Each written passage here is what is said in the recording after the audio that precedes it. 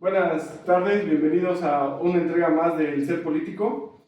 El día de hoy tenemos el placer de contar con el maestro en política criminal, Roberto Álvarez Manson, quien cuenta con un total de 15 años en docencia solamente en nuestra institución, en la FES Acatlán, y 23 años igual impartiendo docencia, pero en la Universidad de la Policía de la Ciudad de México.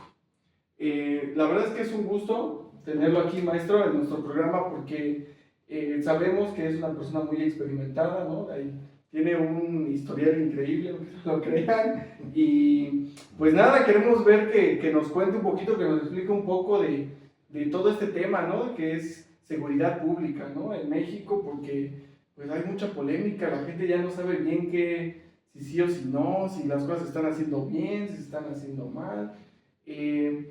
Entonces empecemos con eso, ¿no, maestro? ¿Usted cómo lo ve? ¿Qué es para la gente que realmente no está empapada en tecnicismo ni nada? ¿Qué es la seguridad pública? Bueno, pues antes que nada, muchas gracias por la amable invitación. Un gusto, pues, cotejar o dar testimonio de pues, una de las tantas funciones, ¿no?, que realiza la universidad, que es tocar temas de interés público y de una manera accesible, ¿no?, para todos. Entonces, en ese entendido, pues miren, la seguridad pública, lo primero que tenemos que entender es que es una actividad. Técnicamente, las leyes nos dicen que es una función, vamos a dejarlo de una manera sencilla, es una actividad que tiene que llevar a cabo el Estado.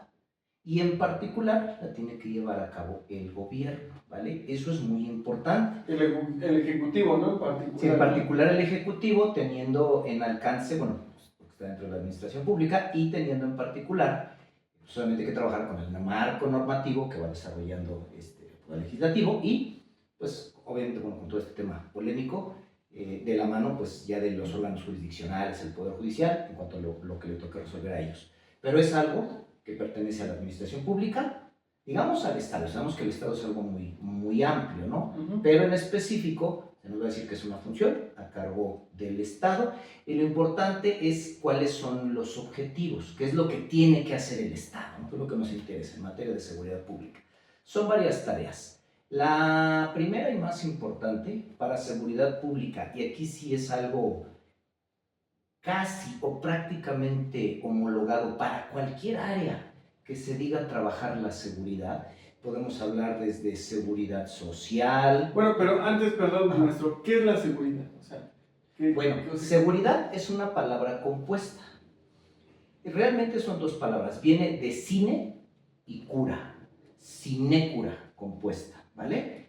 ¿Qué significa sin cuidado? ¿Qué significa esto? Estar tranquilo, estar en paz. Como no estar alerta, ¿no? No estar alerta, no estar con un problema encima, no estar siendo atacado por alguna amenaza, algún riesgo. Eso es en su origen etimológico seguridad, estar tranquilo.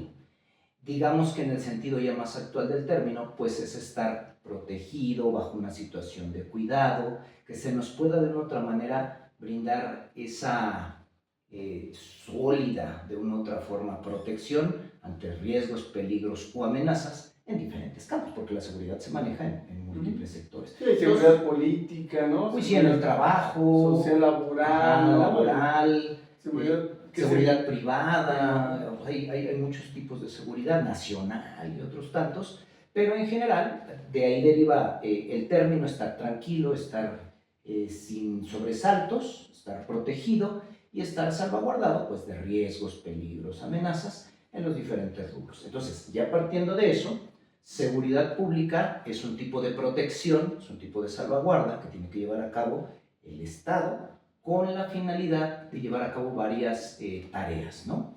La ley nos dice diferentes objetos, ¿no?, u objetivos. ¿Cuáles son estos que tienen que hacer? Bueno, son varios. El primero y más importante, insisto, que es para cualquier tipo de seguridad, es la prevención. En seguridad pública es muy importante entender que una de sus bases esenciales es la prevención tanto del delito como de la violencia, de ciertas formas de violencia muy en específico. Hay tres enfoques, ¿no? Me parece, doctor, que es el causal, el reaccionario y el garantista, ¿no? En materia de seguridad, ajá, sí existen múltiples enfoques. Hay Pues mira, dentro de los más tradicionales están los que muy bien tú señalas, por ejemplo, podría agregar otros. Hay enfoques, por ejemplo, en el ámbito de la seguridad manejamos mucho, es como muy de la jerga de nosotros que estamos en seguridad, los enfoques proactivos y reactivos, por ejemplo.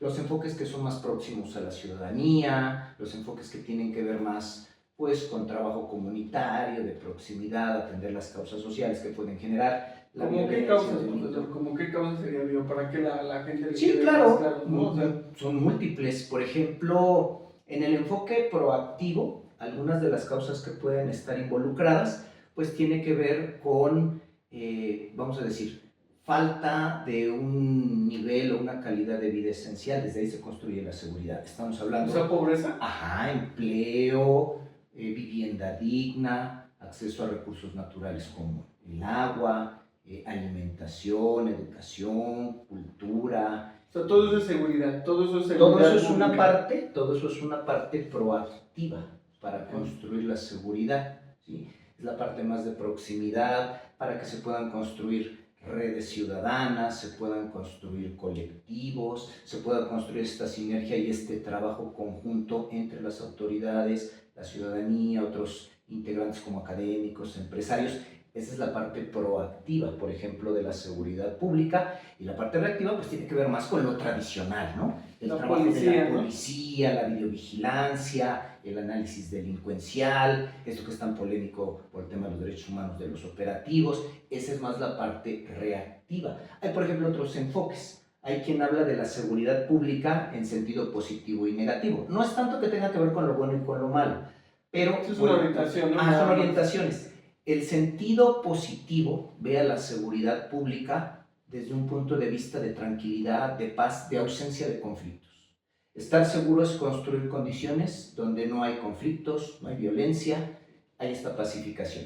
Y la seguridad en sentido negativo lo visualiza como un ejercicio de guerra, de lucha, de combate, de fuerza, ¿no? de fuerza contra los enemigos. Entonces, sí hay visiones garantistas que le apuestan a que la seguridad debe ser construida en orientación a los más débiles, a los más vulnerables, con estricto apego a derechos humanos, a derechos fundamentales. En fin, hay diferentes ópticas y enfoques. Pero en esto la seguridad pública entonces pues es un trabajo de protección que tiene que llevar a cabo el Estado para todos los integrantes de la sociedad mexicana, nacionales, extranjeros, donde pues básicamente se caracteriza por prevenir violencias, delitos, pobreza, ¿no? Pobreza, sí, atender ya fenómenos delictivos instalados, delincuencia organizada, delito común, convencional o predatorio, narcomenudeo, ¿no? robo a transporte público, robo a cuentaviente. También se va involucrando en el tema, que es muy polémico,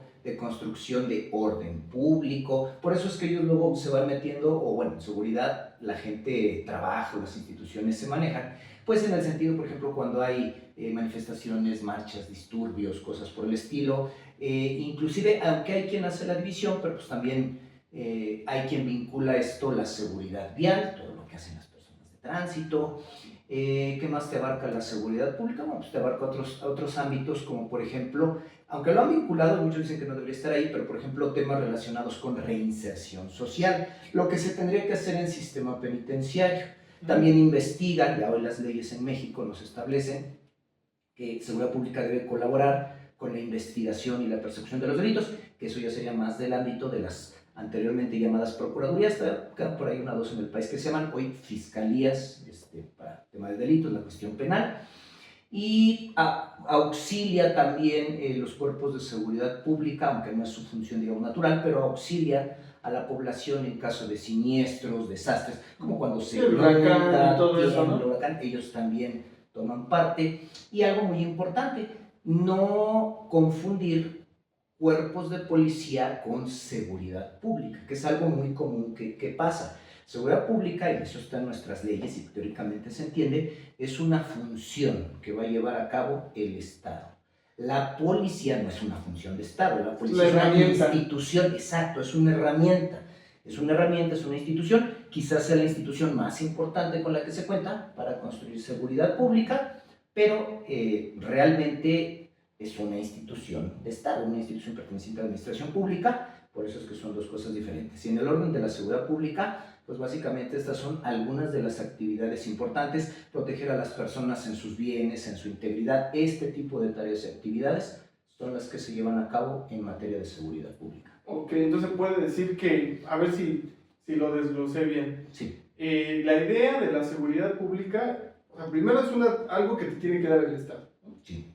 O sea, si no, ¿para qué está, no? Ahí Claro. tiene que estar, ¿no? ¿Cómo lo va a hacer? Hay muchas formas.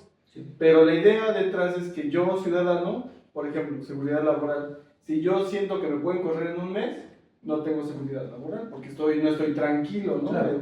Ay, a ver qué va a pasar, o me van a bajar el salario, ¿no? O cosas así, ¿no? O seguridad de tránsito, ¿no? No sé en qué momento me van a chocar y luego no me van a pagar y luego tener más consecuencias. Claro.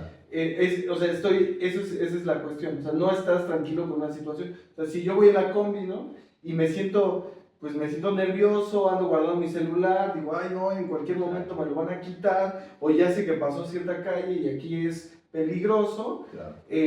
Eso quiere decir que ahí hay fallas de seguridad, ¿no? Sí, de hecho ahí hay algo muy importante que señalas. También la seguridad pública se suele dividir en dos ramas, aquí en la verdad está en tres. Hablaré de dos de las más importantes por cómo estabas manejando muy bien los temas, que es la seguridad, o en este caso, la seguridad e inseguridad objetiva y subjetiva. La inseguridad o seguridad pública subjetiva tiene que ver con la sensación o el sentimiento de estar seguro, como hace un momento lo comentabas. Yo voy en la combi y con el transporte público, si por alguna situación que he visto en internet o noticias o lo que me han platicado o lo que me ha ocurrido, voy en cierto horario, en cierto lugar, y yo me voy sintiendo nervioso, con la angustia de que me vayan a asaltar o vayan a generar alguna otra agresión contra mi persona, que serían cosas que abarcaría la protección de la seguridad pública. Eso es estar experimentando una inseguridad subjetiva. Me siento inseguro. Como que es septiembre, ¿no? Llega el mes de septiembre y ya todo el mundo se siente nervioso porque cree que va a temblar, ¿no? Sí, exactamente. Aunque al final no tiemble nada, pero la gente ya tiene esa sensación. Así es. Entonces, esa es la inseguridad subjetiva. La objetiva, y es la parte real, verdadera y material, de qué tan en riesgo estás, por ejemplo, en el transporte público, qué tan en riesgo estamos de que nos vaya a temblar en septiembre. Esa, por ejemplo, se mide ya por la incidencia delictiva real. O sea, ¿cuántas veces pasa, no? Sí, realmente, exacto, eso es lo objetivo. Pero esa sensación de temor, de miedo, de inseguridad, que puede generar infinidad de cosas. Hay un sociólogo argentino que trabaja esto de manera maravillosa, se llama Gabriel Kessler, un libro que se llama El sentimiento de inseguridad, pues si alguien lo quiere revisar, te va explicando esto, ¿no? Todo lo que el sentimiento de inseguridad puede propiciar, desde más violencia, y eso lo podemos ver, por ejemplo, en el caso de pues, linchamientos o ajusticiamientos, o el que la gente, como lo hemos visto luego en transporte público, pues se las cobre, ¿no? A las personas que se suben a la carretera. Sí, ya de plano hacen justicia por su propia mano. Exacto, y es parte de una reacción que puede ser múltiple por sentirte inseguro. Entonces, esa seguridad pública también se va por lados objetivos, subjetivos. La otra que comentaba era la intersubjetiva, pero sí que nos quedamos en el objetivo y lo subjetivo, que es como lo más sencillo de explicar. Y eso es muy importante porque hoy en día, por ejemplo, los cuerpos de policía, una estrategia que utilizan para entender cómo trabajar la seguridad pública, como lo hice hace mucho, en México se realiza en diferentes policías, es mapear.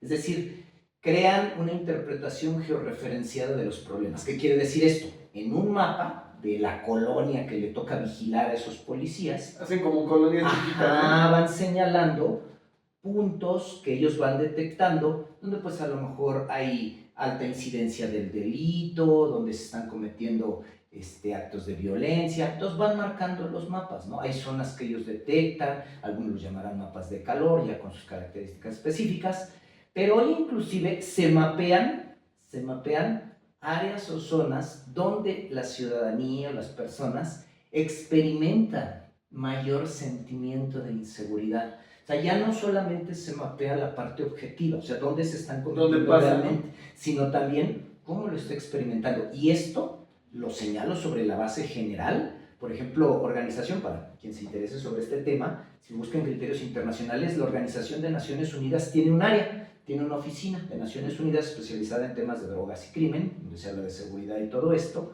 Y ellos, por ejemplo, cuando hablan de prevención del delito, que tienen unos lineamientos y unos manuales para trabajar esto, que sugieren cómo trabajarlo, hacen mucho énfasis en que la seguridad pública no solamente debe trabajar sobre la parte objetiva, la criminalidad, la violencia real que se está cometiendo, agarrar al delincuente, ¿no? Exactamente, o evitar que realmente el delito pase, sino también sobre la experiencia, sobre el sentimiento. ¿Cómo se vende eso? Exacto, cómo se siente la gente, ¿no?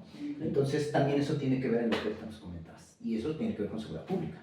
Ok, pues muy interesante, ¿no? Y a ver, entonces, la idea entonces en general es que no importa cómo le vaya a hacer el gobierno, o sea, por ejemplo, esto que decía el presidente de abrazos, no balazos, se podría decir que igual y la estrategia general era atacar las causas, ¿no? Claro. Con los programas sociales y demás. Ya que haya pasado, ¿no? Bueno, eso ya es para que alguien lo analice, ¿no? Sí. En su maestría, ¿no? Sí.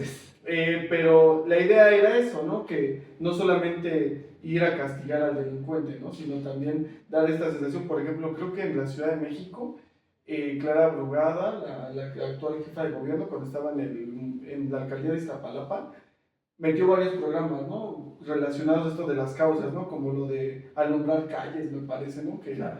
Que identificaron, ¿no? Ciertas avenidas, ciertas calles, que la gente pues no quería ni pasar, ¿no? Estaban bien oscuras y todo, muy desatendidas, y las arregló, les metió alumbrado, que si hasta uno pasa, creo que se Ermita Iztapalapa, antes igual estaba medio solo y ahora hay un montón de luces, ¿no? Hasta hay de más, ¿no? Sí. Aquí están exagerando, ¿no?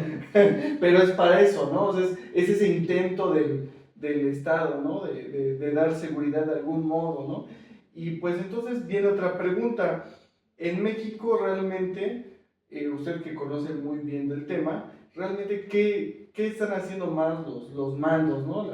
El secretario de Seguridad, ¿no? Ciudadana, ¿qué es lo que ellos están, realmente qué quieren hacer más? ¿Van más por las causas o van más por ya el acto, ¿no? En general, y como problemática, y ha sido documentada, una fuente importante que trabaja mucho en conexión con la ONU, hay una organización no gubernamental internacional, se le conoce como el CIPC, también pueden entrar a su página de internet, pueden encontrar información extraordinaria. Por sus siglas en español es el Centro Internacional para la Prevención de la Criminalidad. Es una ONG que tiene sede en Canadá y su área de trabajo es la prevención del delito para temas de seguridad pública. Y pues aglutinan especialistas de todo el mundo. ¿Y por qué comento esto? Porque en general atender las causas del delito es trabajar desde la prevención, insisto en el punto, ¿no? Cualquier persona que sepa de seguridad, entendiendo la seguridad como un acto de protección, de cuidado, no quiere, lo que no quiere es llegar a tener que reaccionar ante el problema que está amenazando a la persona, al objeto, en fin, que está protegiendo. Quieres anticiparte para que ese problema no ocurra. Es como con los médicos. Tú no quieres, como en la pandemia, tú no quieres que la persona se te enferme de COVID. Tú quieres, aunque todos nos terminamos enfermando, pero tú quieres encerrarlo en la casa, exacto, ¿no? Que se prevenga eso. Y ese era el encierro, la parte de una prevención, como después vino toda la estrategia de vacunación. En seguridad, siempre lo que se va a querer, hay como 3 momentos muy importantes, ¿no? En seguridad lo primero es prevenir. Y reitero, en el área que sea, en la seguridad.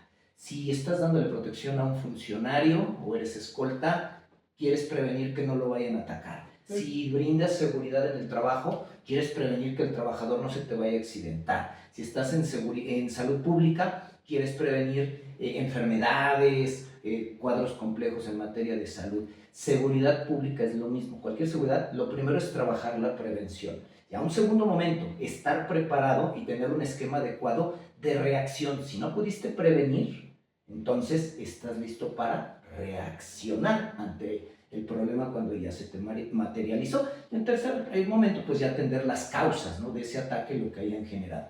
¿Por qué hablo de esto? Es como una retroalimentación, por así decirlo. O sea, ¿sí? Yo primero hago mi plan y intento prevenir me equivoqué en esto, O y de plano pasó. no se pudo, reaccionamos, estar preparado para reaccionar. Y luego me retroalimento, Y luego te analizo qué retroalimentas, pasó. ajá, te analizas qué pasó y también estás listo para atender las consecuencias, los daños que haya dejado ese ataque. Son como esos tres momentos: prevención, reacción y atención a los daños que se hayan propiciado, ¿no? ¿Y qué tal si hubo algún fallecido, no? O algo Sí, así que ya no se puede lesionados, reparar. fallecidos, sí, exactamente. Entonces, eso es lo que es, son como tres momentos muy importantes para la seguridad. No son los únicos, pero nos van dando como una primera orientación.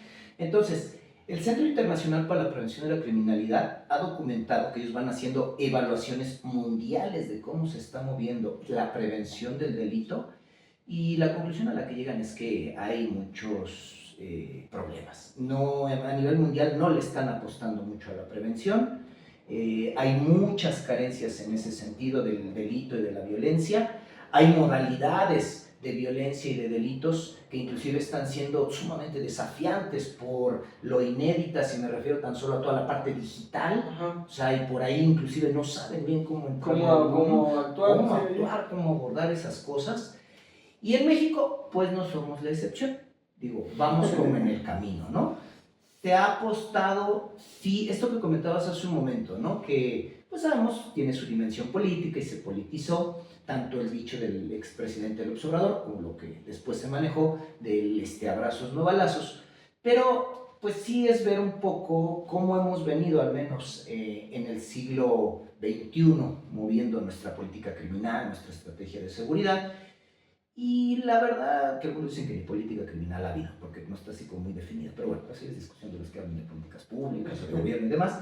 Pero sí es como muy visible que veníamos de un modelo pues muy reactivo, un modelo, de guerra, de confrontación, de seguridad. Fue esto que decía, ¿no? Guerra frontal, ataque frontal al delito, declararle la guerra a los malvados, a los cárteles, a los narcos. Y bueno, pues digo, en un momento entiendo que vamos a platicar, pero tan solo con Felipe Calderón, pues ya vimos que la guerra no era una guerra contra el narco, ¿no? Era más bien como que una guerra por el control. Por los intereses desde el gobierno, ¿no? Entonces, ya ahí lo que se empieza a tratar, por lo menos en el discurso, de comentar es, mira, o sea, pues no es nada más llegar a echar bala, ¿no? No es nada más llegar a una estrategia donde todo se militarice o las fuerzas de seguridad se hiperreactivicen, cosas por el estilo. Hay que ver también causas, hay que atender pues otros ámbitos, ¿no? Que se involucran con que se cometan actos de violencia, con que se cometan delitos diversos. Pues digo, en el sexenio pasado y lo que vamos iniciando, pues aún creo que, aunque se cambió el discurso y quizás algunas cosas se han tratado de reenfocar, son problemas muy complejos. Esto no solamente se resuelve en las calles y en el espacio público. Tan solo pensar en un problema como el de la violencia contra las mujeres es un problema muy complejo, ¿no? Es porque es cultural y es tanto espacio público como privado, ¿no? En ambos lugares están en riesgo y se atenta contra las mujeres. La delincuencia predatoria del día a día, de la persona que se sube a asaltar, o el que a lo mejor agrede por acá, o el que está en narcomenudeo, o el que está secuestrando. Hay que entender también que la delincuencia en México es un entramado muy complejo. Eso pues también lo dejó, ya se sabía y habían casos anteriores, y todos los que estamos en seguridad por las testimoniales que nos van dando lo ubicamos, pero la delincuencia no es nada más un puñado de gente que agarra una pistola, salió a portarse mal con un delito. Hay tramas, hay redes, hay complicidades. Hay historias, ¿no? Ahí atrás, ¿no? Sí, no, o sea, están vinculados desde servidores públicos de los más altos niveles hasta los más bajos, personas de los cuerpos policiales. En ocasiones llegan a existir personas, no sé, en medios de comunicación, otros rubros. Entonces son entramados, son redes, y en ocasiones llegan a ser hasta macro redes delincuenciales muy complejas, que son las que nos van dando el entendimiento de por qué vamos teniendo esta delincuencia que pues tal vez experimentamos nosotros. Y obviamente pues también los delitos que se pueden cometer con alto perfil, lavado de dinero, sí. Bueno, operaciones con un montón. ilícita, peculado, y es entonces todo un entramado. Por eso es que es tan complejo esto, y bueno, creo que las causas múltiples y variadas, por lo menos ya se está entendiendo que no nada más con policías o soldados esto se tendría que atender, que es un espectro mucho más amplio el trabajo de seguridad pública o más complejo seguridad ciudadana. Tiene que atender esta parte de vinculación de la ciudadanía y toda esta parte proactiva y preventiva, pero pues bueno, sí hay que poner en manos a la obra en los dos rubros, ¿no? Tanto en el sentido clásico y tradicional, que eso no se va a dejar de hacer, ¿no? El tema de lo que realizan las policías de manera clásica, sus análisis delincuenciales, su operatividad, etcétera, etcétera, que te funcionen bien reclusorios, que han sido históricamente... No, hay un montón de cosas, ¿no? ¿Sí? Pero digamos, maestro, a ver, en la calle, cuando uno habla con las personas, te dicen muchísimo una cosa, no, es que necesitamos a alguien como Bukele, ¿no? Sí. Que necesitamos que llegue y meta a todos, casi todos los narcotraficantes habidos y por haber a la cárcel y todo. ¿Eso realmente funciona? ¿Es viable? ¿Se puede hacer? ¿No se puede hacer? Te lo platico con un pequeño ejemplo con el que siempre explico esto, ¿no? Supón tú que queremos, nosotros, haz de cuenta que estamos a cargo de la crianza de un niño o de una niña, ¿no? ¿Qué te gusta que tenga? 6, 7, 8 años, ¿no? Y quieres, pues, que se porte bien, ¿no? Sí. Que no agreda, que se lleve bien con sus compañeros, etcétera, etcétera. Es como tienes que cuidar a una sociedad y quieres que se porte bien. Pongo estos dos paralelismos, ¿no? Pues tú, ¿qué puedes hacer con el niño o con la niña? Pues puedes hacer tres cosas, ¿no? Sí, te voy a poner reglas muy severas, normas muy severas, te voy a estar vigilando todo el tiempo y si te portas mal, te castigo severamente. Como en una sociedad, endurezco mi derecho penal, estrategias de vigilancia por aquí, por allá, cámaras C1, 2, 3, 4, 5, 6, 7, 8, 9, 10, los que sean, operatividad y sanciones esenciales, ¿cómo se llama? Sanciones excepcionales, ¿no? Muchos años de prisión. Una vida en prisión, ¿no? Ok, bueno, pues al niño le pones, o a la niña le pones normas bien fuertes, lo estás vigilando todo el tiempo y lo castigas bien duro, ¿no? ¿Y crees que con eso se va a portar bien? A una sociedad igual, ¿no? Le pones normas muy fuertes, la estás vigilando todo el tiempo y la castigas severamente. ¿Y crees que con eso ya se eliminó la violencia del delito? Pues está bien, digo, pensemos en el niño, en la niña. Yo le pongo normas severas, lo vigilo constantemente, así de manera muy estrecha y castigos severos. Y espero que con eso se porte bien, pero yo te voy a preguntar, ¿ya comió? ¿Ya fue a la escuela? ¿Tiene amigos? ¿Tiene amigos? ¿Alguien le explicó la diferencia en la construcción de ética y moral entre lo bueno y lo malo? ¿Recibe afecto? ¿Qué perspectivas tiene a futuro? ¿Cómo está la parte emocional? La crueldad, la afinidad por los demás. Pues una sociedad es lo mismo. Tú le puedes poner las normas más duras, la vigilancia más estrecha y los castigos más severos. Pero si tenemos problemas con acceso a empleos dignos, a una vida medianamente satisfactoria, cuando sabes que si tomar una pistola o cometer un delito o ser un corrupto te va a dejar mucho más para tu vida y más rápido, en ¿no? un aspecto material que además si lo tenemos hipervalorizado y más rápido, ¿cómo anda el tema de los valores? Pues, entonces, ¿qué es lo que va a pasar? Digo, momentáneamente puede ser que se conviertan en estrategias de cacería, estas cosas las que hace Bukele, en estrategias de cacería sobre ciertos sectores de la población, porque además es una criminalización sobre los sectores más bajos de la sociedad. Cuando vamos a ver un policía, un operativo, ahí viendo al banquero que está robando, al empresario que está defraudando, al que está contaminando o al político que se está robando de todo, ¿no? Cuando en México no, pues es más bien el jefe de los policías como García Luna, ¿no? El que está haciendo todo Sí, que eso. en México no lo pusieron ni nada, fue allá en Estados Unidos. Exacto, entonces, pues son medidas, yo creo que pueden satisfacer por cuanto a una venganza, a un deseo como que muy inmediato y pues también muy entendible, ¿no? De la gente que se puede sentir herida, agraviada, victimizada, pero no van a resolver el problema ni de manera sostenida, ni a corto, ni a largo plazo. Ni por suerte. Pues no sé, podemos acabar con 10 delincuentes, llevarlos al paredón, a la silla eléctrica, ¿no? Pero si las condiciones son las como en mismas... Texas, ¿no? Como en Texas, pero si las condiciones son las mismas, pues así como metes a 10 a la cárcel, tienes otros Salen 15 o otros. 20 que están ahí, más los policías, que habrá que ver si realmente están para defendernos, más Pues ellos son los delincuentes, ¿no? más Porque- las cárceles y lo que esté pasando ahí adentro, más lo que pase dentro de las agencias de los ministerios públicos, o lo que pase con los gobernantes. Pues, ¿cuántos exgobernadores tenemos en prisión en México? Sí. O sea, entonces, pues digamos que satisface un deseo de venganza, satisface un tema de agravio.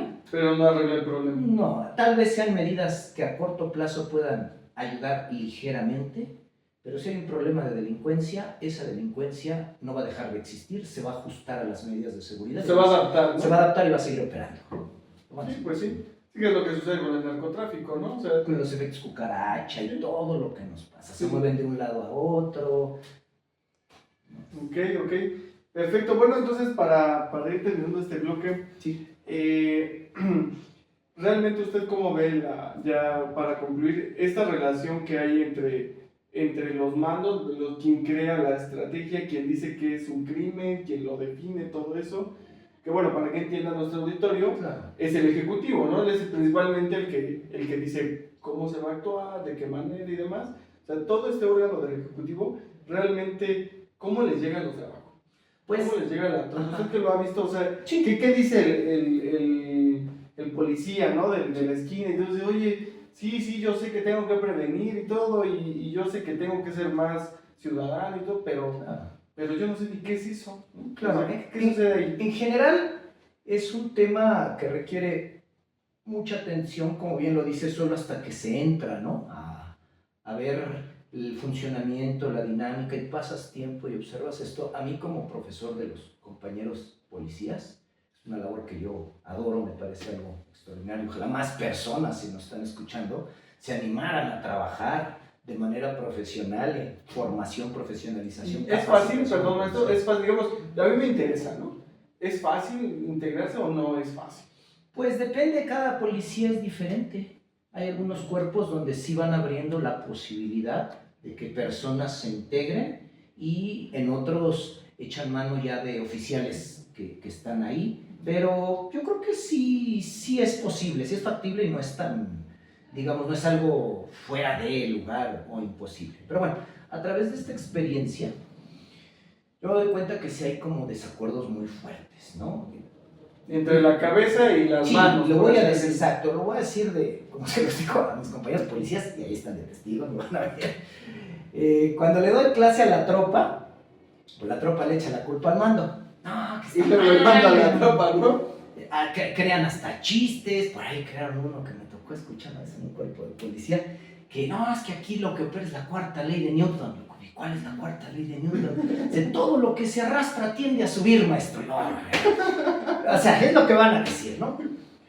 Y cuando me toca trabajar con el mando, no, es que la tropa es bien floja, son bien... No quieren No trabajar. quieren trabajar, son de lo peor, hacen esto, hacen lo otro, y no se echan grilla, política. Entonces, sí creo muy importante, muy importante que esas sinergias se puedan construir debidamente. Y ahí hay un dato que sí es bien importante. Como lo comenté hace un momento, una cosa es la seguridad pública como una función, y otra cosa es la policía como institución. Cuando hablamos tan solo de policía, que entiendo que es hacia donde se orientó la pregunta, yo quisiera ver que en el ejército mexicano, independientemente de la presidenta, que es, La Guardia Nacional. que ella es la comandante en jefe de las Fuerzas Armadas, yo quiero ver que al frente del ejército, como secretario de la Defensa, no pusieran a un militar, no pusieran a un soldado o a alguien que proviene del ejército de carrera, o igual el secretario de Marina no fuese un almirante de carrera. ¿Pero por qué? ¿Por qué? Porque en la policía, al frente de los policías ponen a gente que no son policías.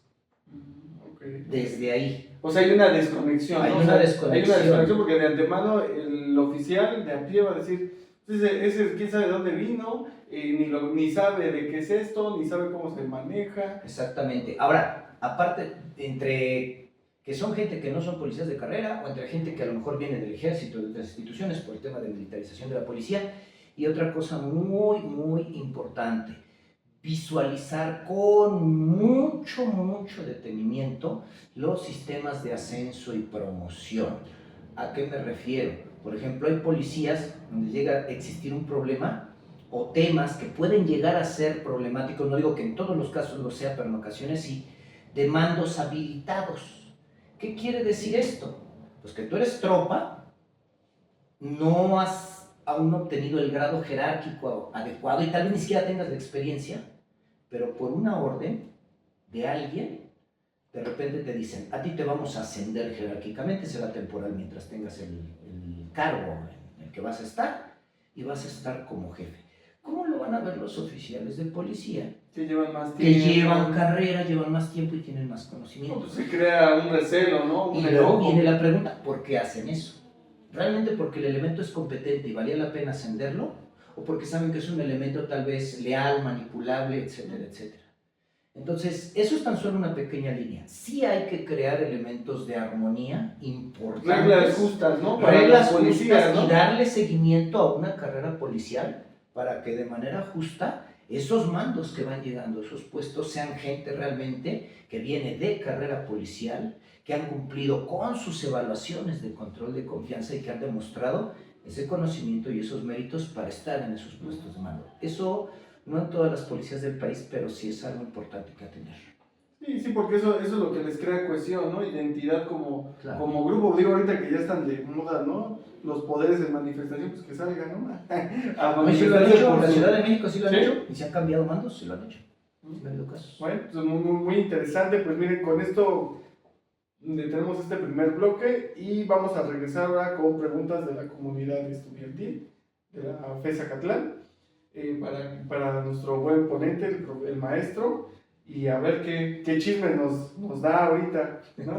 Claro que sí. Gracias. Bueno, doctor, pues ya estamos perdón, maestro, ya estamos aquí de regreso, ¿no? Con el chisme, ¿no? A ver, yo creo que ya quedó un poquito más claro, ya sabemos de qué estamos hablando, ¿no? Pero pues ahora vamos a atender a las preguntas de la comunidad, ¿no? Claro que sí. Lo que realmente la gente habla, ¿no? Allá afuera, ¿no? Y mire, la verdad es que tenemos una predominante que todo el mundo quiere saber, que es el caso de García Luna. Bueno, ¿Qué pasó ahí? Cuéntenos, a ver, ¿qué tiene que ver eso con la seguridad pública? ¿Qué salió bien? ¿Qué salió mal? No sé, pues ahí usted es el que sabe, ¿no? pues es un caso muy, muy lamentable y desafortunadamente no es el único que hemos tenido en México de esa naturaleza. Jefes vinculados a temas policiales que se han visto involucrados en actividades que pues son muy delicadas, ¿no? Desde el punto de vista jurídico. Tiene mucha responsabilidad, ¿no? Sí, eso ha estado históricamente en el país, digo, no sé, desde gente como Fernando Gutiérrez Barrios, ¿no? Por hablar de gente que ha tenido... Había uno muy famoso en los 70s, ¿no? Miguel Nazararo, nosotros en la Ciudad de México tuvimos a Arturo Durazo. Durazo.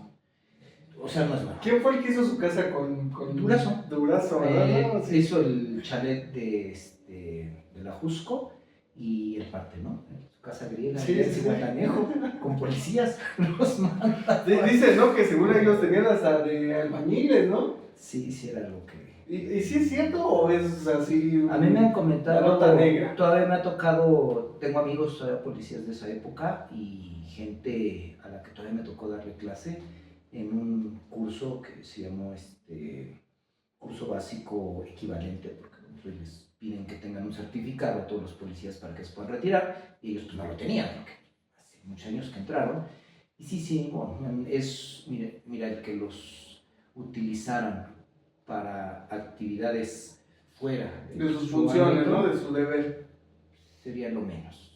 O sea, las problemáticas de corrupción, vinculación con delincuencia y demás, eso es delicado. O sea, al que los agarraran de albañiles Era lo más era light. dentro de lo malo, porque no era su función ni nada, era lo más light, que sí llegaba en ocasiones a pasar. ¿Como qué funciones más graves? No sé, persecución política o... Sí, no, en Ciudad de... No, bueno, tan solo, excelente pregunta, tan solo en Ciudad de México, lo podemos ir vinculando con lo de García Luna. De hecho, es un área de la Secretaría de Gobernación, tiene que ver con derechos humanos, con promoción, una cosa por el estilo. De hecho, ahí crearon un memorial, un sitio de memoria, porque pues, fue un lugar de detenciones clandestinas. ¿En dónde? Donde se operaba la desaparición forzada. Era de la extinta policía política, se supone que era un cuerpo de inteligencia, una policía política, la Corporación Policial Política del Partido Revolucionario Institucional, que era la Dirección Federal de Seguridad. Este memorial se encuentra en Circular de Morelia, ahí en la Roma Norte, lo puede visitar la gente y lo han habilitado como un sitio de memoria que informa muy bien en su sótano, su estacionamiento, pues cómo ahí pues literalmente llegaban con las personas, las violaciones a derechos humanos, los golpes, las desapariciones, todo lo horrible que pasó. Y eso es ahí. Recordemos que siendo jefa de gobierno, Claudia Sheinbaum renombra, ¿no?, la plaza de Tlaxcuaque, que estaba también cerca, ¿no? O sea, aquí estamos hablando de que la DFS pues, era de gobernación y se movían cerca. Roma Norte, pues ahí está Bucareli, está cerquita, pues tenían ahí las agencias, o las otras que estuvieron en Plaza de la República. Pero, pues esta es la Plaza de Tlaxcuaque, que es básicamente pues, por donde va empezando 20 de noviembre, termina Tlalpan, baja Fray Servando, y ahí, bueno, ahí sí es una central del terror. Ahí sí ahí estuvo el edificio de Policía y Tránsito de la Ciudad de México, hasta que en el temblor de 1985 se colapsa, se dañó horrible, se cayó una parte, terminan derribándolo, por una razón que yo no me explico si sea arquitectónica o qué.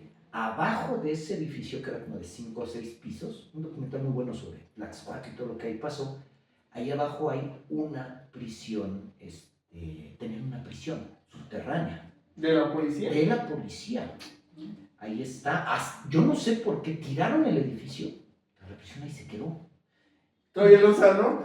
No, sí la usaron.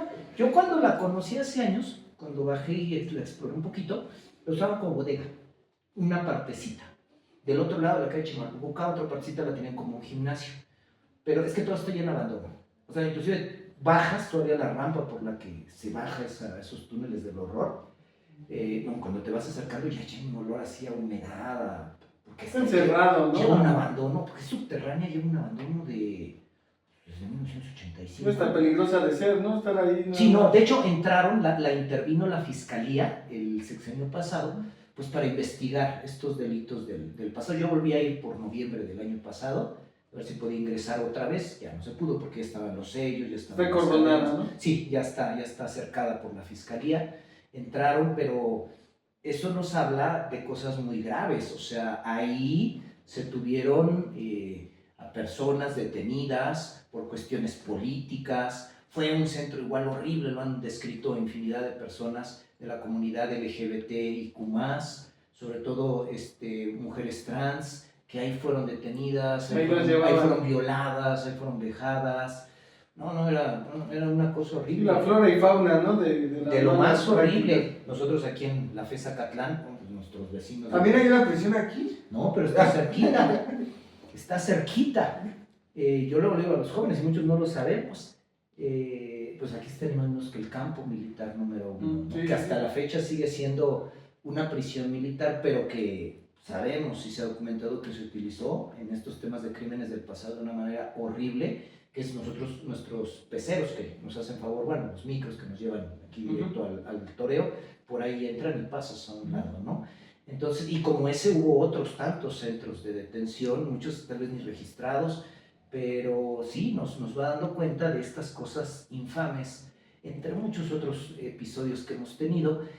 Pues el caso García Luna es un caso que, lo digo, históricamente se ha visualizado en México, que hemos tenido desafortunadamente mandos que han hecho completamente mal las cosas, porque aquello de lo que nos tenían que defender, pues ellos eran partícipes. Pues no se da la detención aquí en México, se da en Estados Unidos. De hecho, apenas acaba de... Sí, de ser la sentencia, ya le dieron, la sentencia. 38 años, si mal no recuerdo, creo que se fue. 28, 38, algo así. Pues es un precedente vergonzoso. O sea, vergonzoso por donde se quiera ver. No, y aparte de cómo se manejó, ¿no? O sea, cómo es posible que mejor allá terminen, ¿no? Barriendo el... Así es, el problema, y cómo es posible también que el principal encargado en áreas de seguridad, el que coordinaba la seguridad en medio de lo que en el discurso oficial que Felipe Calderón nos señalaba como una guerra contra estos delincuentes, estaba aliado con uno de los grupos delictivos más poderosos, que es lo que se llama el cártel de Sinaloa, ¿no? Chapo y todos ellos. Y muy grave, creo también lo que ya se ha dicho, las declaraciones, ¿no?, del presidente, en cuanto a decir que quizás tuvo información pero que nunca la pudo cotejar, que no conocía ese lado de García Pero, a Luna. ver, ¿eso es cierto o no? O sea, ¿usted qué sabe de Desde eso? el punto de vista técnico me parece, al menos a mí me parece algo imposible. O es ya de plano una burla, o sea, ya es Bueno, yo pongo un los escándalo. aspectos técnicos sobre la mesa. El presidente, hay un área que tienen prácticamente todas las instituciones de seguridad, desde Ejército, Marina, en aquel entonces desde la AFI, Policía Federal, todos la tienen, que se llaman áreas de inteligencia. Las áreas de inteligencia son áreas destinadas, algunos les dirán el espionaje, técnicamente se supone que son áreas destinadas a generar conocimiento a través de un procedimiento en el que planificadamente los cuerpos de seguridad recopilan información, depuran esa información para elevarla a grado de certeza, que sea verdadera la información que tienen, y con base en esa información pues, tomar decisiones, ¿no?, para hacer lo que tengan que hacer como cuerpos de seguridad. El presidente de la República tiene acceso en aquel entonces a los reportes del CISEN, que era la agencia, digamos, central de inteligencia que teníamos en México. El ejército mexicano, el secretario de la Defensa Nacional, tiene áreas de inteligencia y le deben reportar al secretario de la Defensa y a su vez al presidente. La Marina tiene áreas de inteligencia. En aquel entonces, tanto Policía, AFI, Policía Federal, tienen áreas de inteligencia. No lo ibas a ver. ¿Pero qué tan buenas son estas? Son buenas, tienen A nivel internacional, o sea, digamos. O sea, saben hacer su trabajo, y aún más, recordemos que estaban trabajando, y esto es algo entendible en la relación bilateral por la dimensión del problema, se trabaja en coordinación con los Estados Unidos. O sea, también se apoyaban de los órganos de De la inteligencia de ellos. DEA, de la CIA, del FBI.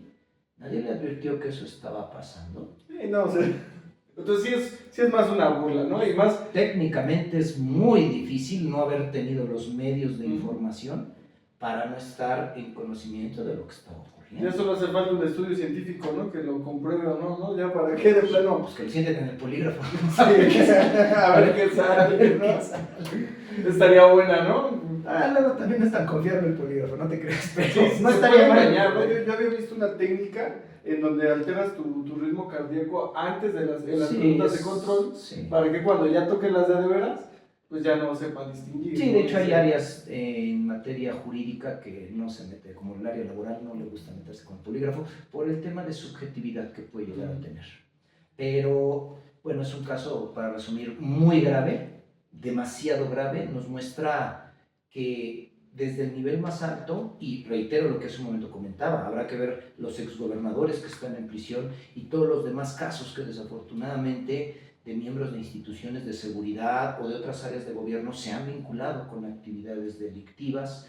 Insisto, los principales especialistas a nivel mundial que han hablado de esto, un Edgardo Buscaglia, un Manuel Castells, no sé, en México para temas de drogas, un Luis Astorga, Luigi Ferrayol, toda esta gente siempre ha dicho que estas actividades delictivas ya a nivel macro son macro redes. Y es muy difícil que se puedan operativizar actividades de secuestro, de tráfico de armas, de drogas, personas, todo este tipo de cuestiones, a un nivel macro, si no hay pues cierto grado de participación de personas que tendrían que estar trabajando en este rubro. Y pues yo creo que debe ser como toda enseñanza, muchas veces las enseñanzas son duras, no siempre se aprende de la manera que uno quisiera, pero sí creo que nos deja un presente muy importante, como lo decíamos hace un momento. Creo que es fundamental que si a todos los oficiales de policía o todos los miembros de los cuerpos de seguridad se les hace un examen de control de confianza, también a los pasan por polígrafos psicométricos, socioeconómicos, y a veces son muy rigurosos ahí, no sé hasta dónde, inclusive rayando en temas ya de meterse con sus derechos humanos o derechos fundamentales por cómo son.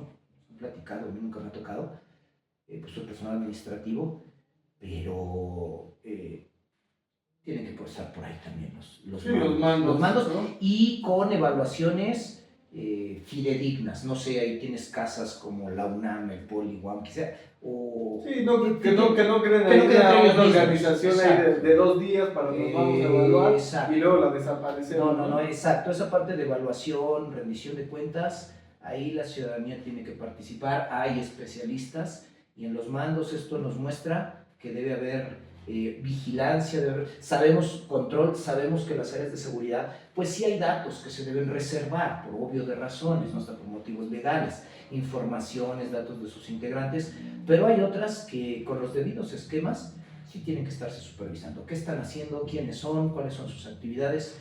Esto es pues una completa vergüenza así horrible para el país y nos habla de que tenemos que mejorar mucho en áreas de seguridad, tan solo en algunos temas que aquí hemos platicado. Muy bien. Pues bueno, vamos entonces con nuestra siguiente pregunta porque se nos va el tiempo, miren. Para usted, ¿cuál cree que es el principal problema en México hoy de seguridad pública? Hay muchos. O sea, por la mayoría diría que el narco, ¿no? Ajá. El narcotráfico, pero igual ver otras perspectivas, ¿no? Otras cuestiones que luego se Claro, van, sí, ¿no? que se pueda ver más allá. Son varias.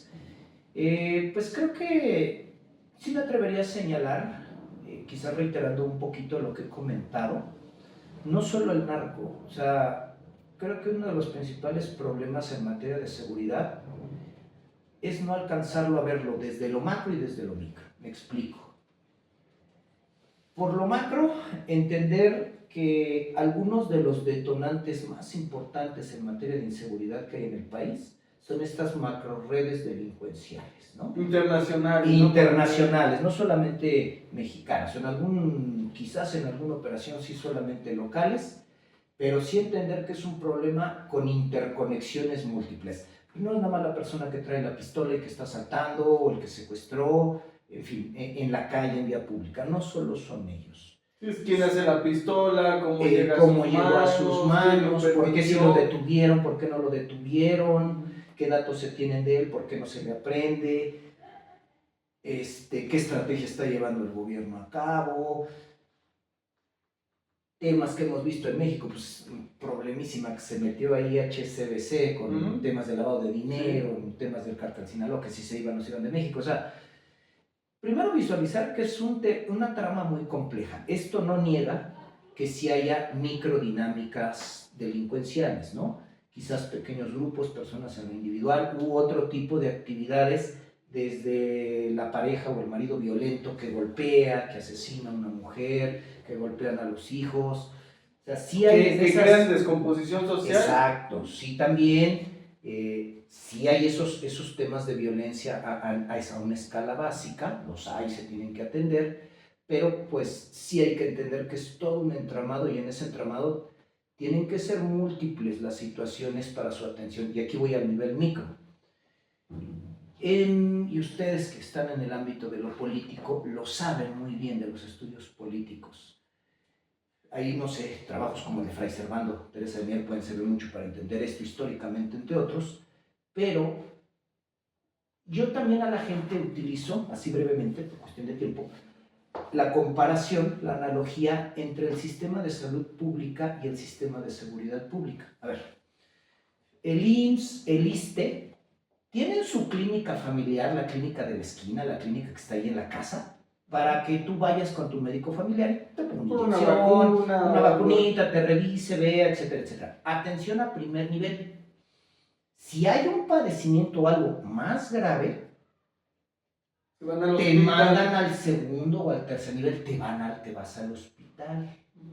Aquí nosotros tenemos un modelo de seguridad de carácter federalista. Tenemos instituciones de seguridad pública, según el artículo 21 de la Constitución, a nivel federal, estatal y municipal, alcaldías. La seguridad se construye desde abajo, desde el municipio. ¿Para qué tenemos un municipio? Es la unidad administrativa inmediata de proximidad con la gente. Sí, de hecho, ya lo vimos nosotros planteado en otros programas. O sea, yo, ciudadano, tengo un problema, no voy a Palacio Nacional a quedarme ahí horas ni nada, no voy con la jefa de gobierno. Claro. Yo lo que hago es que tengo que ir con mi alcalde, tengo que ir con mi diputado local, tengo que... Exacto. Y entonces en seguridad, ¿desde dónde se empieza a construir? Se empieza a construir desde el municipio, desde el fortalecimiento del trabajo que se hace a ese nivel. Y ese es un trabajo más, lo que decíamos, de carácter proactivo, de proximidad. Tienes policía, sí, pero otras actividades que va a hacer el municipio para mejorar los entornos de vida, pacificar las comunidades, rescatar espacios públicos, crear redes de vecinos, etcétera, etcétera. Todo lo que a nivel municipio empiezas a construir. En México no salen con que al municipal lo quieren armar hasta los dientes para ir a atacar a la delincuencia organizada. Dices, no, pues entonces al médico de la clínica familiar ponlo a hacer cirugías de corazón abierto, ¿no? Que haga un trasplante de órganos. Sí, o sea, es diferente, ¿no? Son los niveles, ¿no? Debería haber este nivel, que igual y más o menos lo debe de haber, pero al final sí, no se pero aplica. Que necesita mayor atención. Ya tienes problemas mayores de seguridad, pues entonces ya tienes policías estatales, instituciones estatales, inclusive federales, inclusive han vinculado a las Fuerzas Armadas para este tema. Pero si no construyes desde abajo esa seguridad, esa falta de entendimiento de que la seguridad pública se construye desde la base, multidimensionalmente, y que nos enfrentamos a un problema que es multicausal, que en algunos temas se tiene que diagnosticar muy en lo local, porque es otra cosa que nos preguntan, ¿cuál es la receta mágica, la fórmula para resolver los problemas de seguridad? No existe, porque pues cada zona es diferente, cada municipio es distinto. Sí, ahí no sé, aquí en colonias, ¿no? Como en Naucalpan, el Molinito, lo que está en los acantilados, es muy diferente a, no sé, la Roma, ¿no? Que solo en geografía es... Tecamachalco, sí. Aquí que tenemos, hay un montón de dinero. Sí. Entonces, sí es muy importante entender que no hay una receta mágica, hay que hacer un diagnóstico en cada caso, ver a qué se están enfrentando. Habrá problemas muy graves que obviamente se tienen que enfrentar ya a otro nivel de delincuencia, lo que por ejemplo estamos viendo en Sinaloa, bueno, ya son otras acciones. Y para eso tienes fuerzas federales y estatales que pueden tratar de... Y no está bien que intervengan ahí, maestros, o sea, si ya tienes algo como lo de Sinaloa, sí está bien que intervenga ya de plano el ejército. Es que de hecho es parte de una responsabilidad. O sea, tienen que intervenir como una responsabilidad. El Estado no puede ser omiso en ese sentido, pero no puede ser lo único. Porque hay que ver qué se está moviendo por detrás de esos disturbios. Sí, porque acabas con pero luego llega otro. O a lo mejor es un problema subrepticio que se está moviendo por abajo, y por más fuego que tú pongas en las calles, pues a lo mejor es un político contra otro político, a lo mejor es un empresario contra otro empresario, o dos grupos que se están peleando, simplemente como acabó el Mayo Zambada en Estados Unidos, sí. Que si ¿cómo se llaman? Los chapitos lo engañaron y se lo llevaron para allá para que lo detuviera, entonces para saber qué problemas hay, entonces sí debe ser acompañado por un trabajo de inteligencia, o sea, de que deben desplegar fuerzas, pues eso es lógico, hasta por responsabilidad, por el nivel de violencia. Por presencia, ¿no? Por presencia y por atención real para lo que esté ocurriendo, o sea, sí tiene que haber eso. Pero eso no va a resolverte el problema si no lo atiendes en fondo para saber qué detonantes están generando esos conflictos de violencia, que debe ser simultáneo. No es nada más que pongas tanquetas, soldados y demás, sino qué está provocando esa violencia y atenderlo desde la base, y no todo en el país es eso. O sea, hay otras realidades que requieren atenciones de seguridad más proactiva, con otros niveles, por eso es que la estrategia debe ser múltiple, diferencial, adaptada a lo que se requiere a nivel micro. ¿Por qué digo a nivel micro? Pues lo que está pasando en Sinaloa no es lo que está pasando aquí en Naucalpan, o lo que está pasando en otro lugar. Por eso cada zona tenemos que ver cómo trabajarlo, desde lo macro hasta lo micro. Creo que uno de los grandes pendientes es tener como que esos diagnósticos y ponernos a trabajar en esos rubros. Sí, porque bueno, creo que la delincuencia siempre, aparte un problema que yo vislumbro que es muy fuerte, es que la delincuencia normalmente intenta mantenerse escondida, ¿no? No va a ser tan explícita en su actuar, ¿no? O sea, claro. Por ejemplo, cuando llegan y chantajean a una persona o rentean a alguien, no lo hacen a plena vista, ni enfrente del policía, ni nada, buscan el momento, buscan el familiar. Eso lo explica, por ejemplo, muy bien Matías Dui, un gran analista de estos temas argentino, en un ensayo, se lo pueden buscar en Google, que se llama El Leviatán Híbrido, por cómo el Estado puede funcionar tanto apegado a derecho, pero también realizando cosas no apegadas a derecho, y en otra obra, que sí es un libro que el título es magnífico, El orden clandestino, como un Estado, un gobierno, no es lo mismo, ¿no? Pero un gobierno te puede construir este orden no solamente con apego a normas, sino también moviéndose pues en terrenos clandestinos, ¿no? Sí, de algo no institucional. No institucional, ¿no? Y sobre todo lo usa para explicar cómo funcionan las policías argentinas, que pues me parece podría ser extendible a otras latitudes.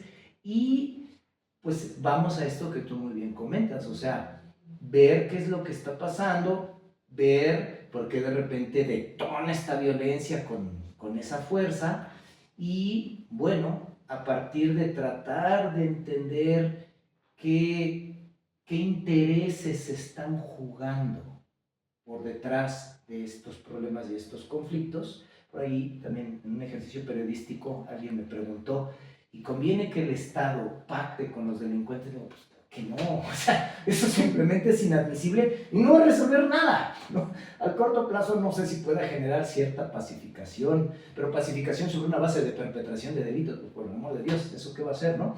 Entonces yo creo que sí es trabajar para identificar las causas que ahí se estén presentando, qué intereses hay en conflicto, porque ahí está detonándose ahorita esa violencia, quienes pueden estar involucrados, porque si yo despliego soldados, despliego marinos, despliego Guardia Nacional, pero resulta que pueden estar involucrados intereses comprometidos, porque tal vez los actores que estén propiciando estos conflictos, como en Sinaloa, sean, no sé, pudieran ser personas que te gusta, que empresarios, que de servicio público, que autoridades, pues de qué sirve que despliegues fuerzas del orden, o sea, el problema va a estar presente. Por eso creo que es diagnosticar lo mejor posible qué es lo que realmente se está moviendo por detrás, no solo en Sinaloa, sino en todo el país, de estos conflictos a través de diagnósticos locales, y atender esto en ocasiones será desde una perspectiva más reactiva, pues sí, a veces tendrá que ser de esa manera, pero jamás dejar de lado la construcción de la ciudad pública desde el primer nivel de gobierno, en proximidad, con proactividad. Y yo retomo mucho una frase de un gran jurista mexicano, Sergio García Ramírez: no le puedes pedir a la justicia penal que resuelva cosas que debió haber resuelto antes la justicia social. Qué buenas palabras, la verdad un gusto maestro que haya venido, que se haya tomado el tiempo, y pues ojalá y todo el mundo haya aprendido o aprenda un poco o se interese, ¿no?, más por estos temas. Yo creo que vamos a estar subiendo los links o las referencias de muchos de los autores que ahorita nos comenta el maestro, para que quien le interese se inserte en el tema. Y pues muchas gracias, recuerden, pues suscríbanse, síganos, ¿no? Ahí denle like, ¿no? Y todo, publiquen, compartan, y muchas gracias, hasta luego, que tengan bonita tarde. Muchas gracias.